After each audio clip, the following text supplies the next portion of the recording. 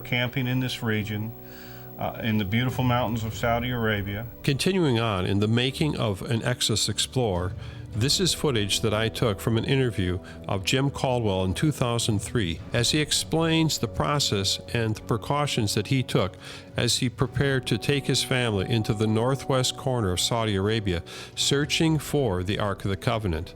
This is the land where many believe is the ancient land of Midian.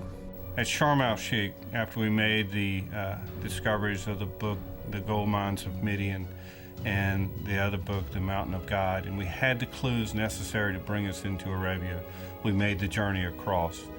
And the first night we went all the way into a town called Tabuk, which is about 2 hours from the mountain range to the east.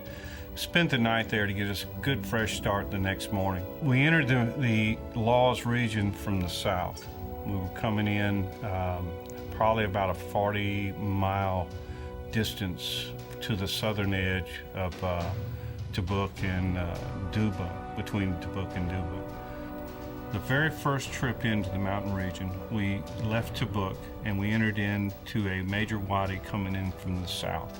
Once we exited the blacktop, the highway, we were on a desert track and pretty much on our own.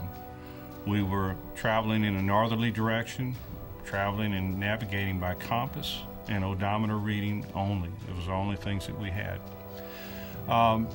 We had stopped a couple of locations to video and photograph petroglyphs. We saw some interesting mountain ranges that we stopped and videoed.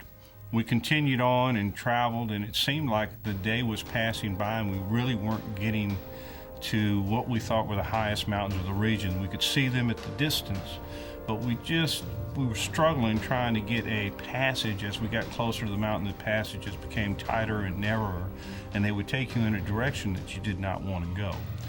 On one of these tracks, I was feeling like we're not going in the right direction and we are lost.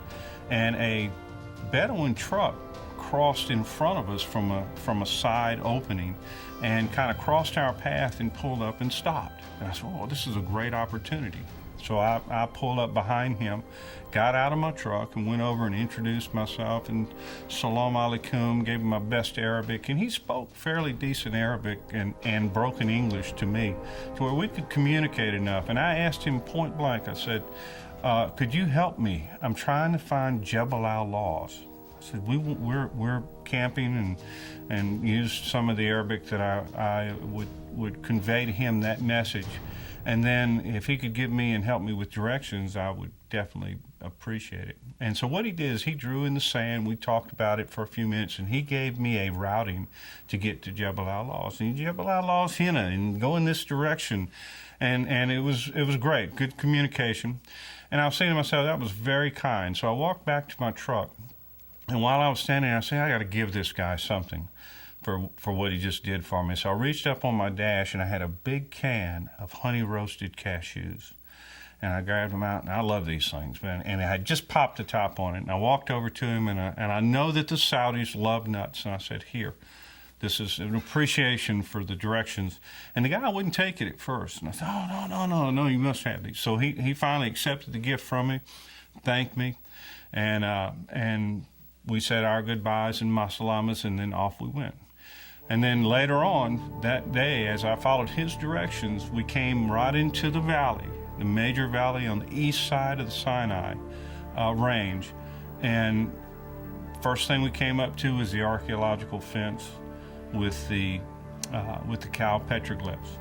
And then later on, after we did the video and the photographing of the cow petroglyph site, we went across the valley into what we call and suspect to be the Covenant site.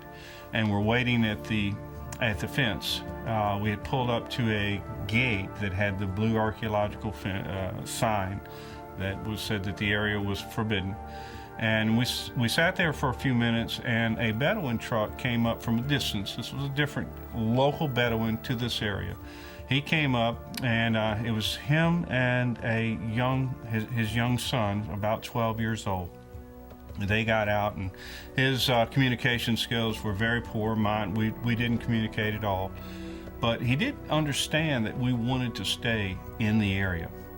And so he left his son with us, and he left. He disappeared in the truck, and his son was showing us inside the guard building. Opened the fence up, took us in the guard shack. We looked around in there, and I was envisioning that maybe he was going to let us camp inside this building. And then he took us out, and I was asking the boy if he would show us if there was anything in this area. And so he took us around about 200 yards from the guard shack, around to the back. And it was the first time we walked into this area we call the Covenant site. And chapter 24 of Exodus just becomes alive in this location. And it was once I realized what this site was, I dropped to my knees, and it just sent chills through my body to think that this could possibly be this site, so intact, so perfectly preserved. And in my mind, I could envision the cattle coming up through the cattle chutes. We could see where the altar was. You could see the pillars that Moses had erected.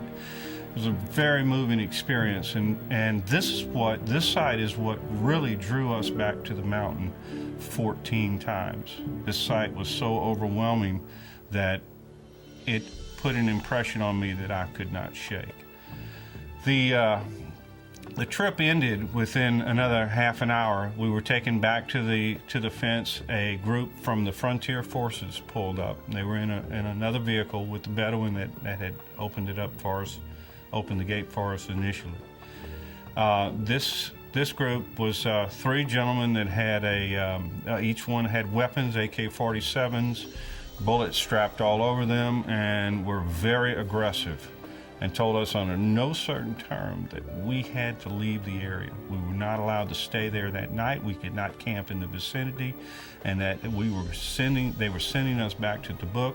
They drew their weapons as if they were going to arrest us, and I said, okay, we are leaving. So they followed us in to get in the vehicle, and by this time it was almost dark. I mean, by the time we started driving out of the valley, it was dark. And remember, we had just come in from the south, and they were making me leave to the north. And I ended up exiting through Wadi Abiyad, but it was 2 or 3 o'clock in the morning before we found our way back to the highway. So very dangerous. We could have been lost, and no telling what could have happened to us out there. Now I'm going to shift to the second trip, which gets to the cashew story. Okay, so it follows up. The second time we went into the site, we had, after the first trip and the encounter with the Bedouin, the Frontier Forces, we ended up going back home, and within 3 weeks, we're traveling back to the mountain region. We landed in Tabuk. We actually flew over this time. We landed in Tabuk, and we took a rent vehicle, and with the kids, Lucas and Chelsea was with us, Penny, Lucas, and Chelsea and I, and we drove back out to the mountain region. Once we entered the valley east of Sinai, within 15 minutes, the Bedouin were on us. They saw us come into the area, and they drove up, and it was the same Bedouin that we had seen the first time, the one that was friendly to us, but now had instructions that no Americans were to be in the site or in the area. And he was adamant at that moment that we had to leave. And I could tell there was fear in his eyes. I could tell that he was under the instructions of the Frontier Forces to make us leave. And Penny was just outraged. I argued with him for 30 minutes, telling him I have a letter from the government, a travel letter that gives me permission to be here legally. Didn't understand. Very poor communication skills. He just kept on insisting that we leave, and Penny got so outraged that she jumped out of the truck, came over and started shouting at this guy, and with the tickets in her hands from the airline, she actually slapped him right across the face. And things went absolutely cold. He drew his weapon. His son, not the same son, but another young man that was with him, drew a shotgun. And within minutes, another vehicle pulled up. They had weapons, and we were arrested. They took us, one truck in front, one behind my vehicle, through the desert, about 7 kilometers, 5 miles, to a Frontier Forces outpost. The outpost consisted of a generator, a makeshift building, some other little conglomerates of mud brick buildings, and some block with tin roofing. And we pulled up, and they were shouting and being very aggressive at this time. And they gave me instructions: get out of the truck. Lucas had to get out of the truck. He was 9 years old, and that Penny and Chelsea were to stay in the vehicle. They could not get out of the vehicle. This time was probably 9:30, 10 o'clock. I was taken inside the building.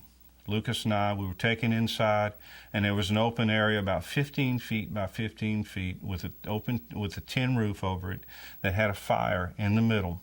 And in that fire, they had a Saudi teapot sitting down in the fire and in the coals.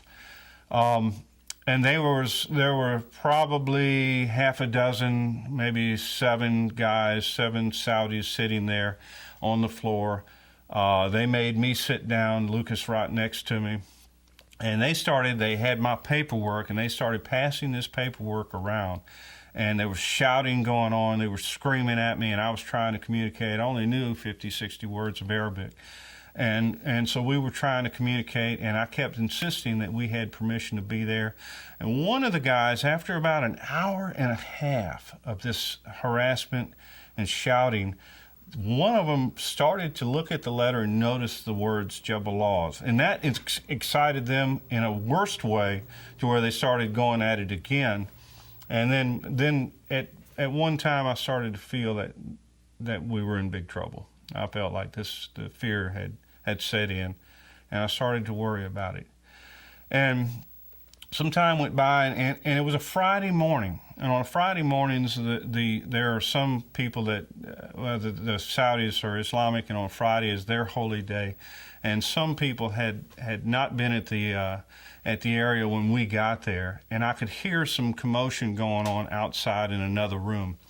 And then one of the Saudis got up, and he grabbed me by the arm, and he said, I could tell he was motioning to come with me. And they do this signal where you're going to be coming with me. So we walked in through a door, and another door was open, and I looked at the desk in this area that was just files thrown everywhere, but I could tell when I walked in the room that this was the captain of the police force that we were dealing with. And the gentleman must have just come in the room, and when I looked at him, and he turned around and looked at me, our eyes connected. And it was unbelievable, because that was the gentleman that I had given the cashews to 3 weeks before.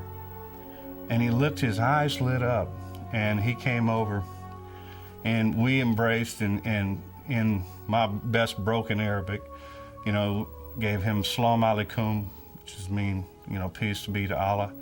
And he responded, and the whole thing disintegrated. He turned around and talked to the lieutenant that had arrested me and shouted at him, and he disappeared. He shook my hand and said, Mafi Mishkala, there'd be no problem that we could be where we wanted to be. He did sternly look at me and tell me, you cannot go behind the fenced areas, but you can go back. And so we were able to go back. I walked out with Lucas, and I went out to the truck, and I could see Penny's big eyes sitting there, terrified that she had no idea what had been going on for 3 hours. And I opened the door, and I said, you will not believe what just happened. And she said, what? And I said, just let's go. Let's get out of here. I said, but you won't believe it. And she was just amazed when I told her the story. And we went back right to the same location. We were able to put our tent up and camp, spend the evening there. The only thing that did happen that evening is the local Saudis in the region would come up and drive right up to our tent, and their headlights would be within inches of the material with their vehicle, as if to scare us.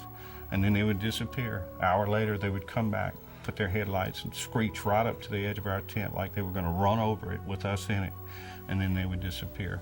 And one other amazing thing was happening that night. I remember you could take your finger, and on the nylon of the tent, you could write your name, and the static electricity was so strong that your name would remain there for a few seconds.